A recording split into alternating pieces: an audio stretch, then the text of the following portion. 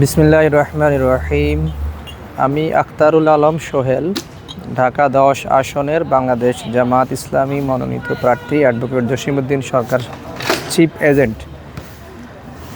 আমি ঢাকা 10-এর অধিবাসী এবং সাংবাদিকদের বন্ধুদের দৃষ্টি আকর্ষণ করছি যে বাংলাদেশ নির্বাচন কমিশন তফসিল ঘোষণার পরে আইন ও বিধিমালার প্রতি শ্রদ্ধা রেখে আমরা কিছু রঙিন ফেস্টুন আমাদের অফিসে, হাজারীবাগের অফিসে জড়ো করি ধ্বংস করার উদ্দেশ্যে।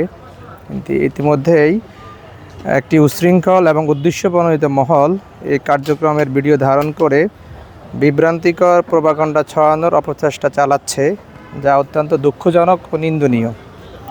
আরও উদ্বেগজনক বিষয় হলো, একটি জাতীয় টেলিভিশন চ্যানেল কোনো প্রকার যাচাই বাছাই ছাড়াই এবং 11 দলীয় জোটের প্রার্থী এবং তার নির্বাচনী এজেন্টের বক্তব্য গ্রহণ না করেই একতরফাভাবে বিষয়টি প্রচার করেছে।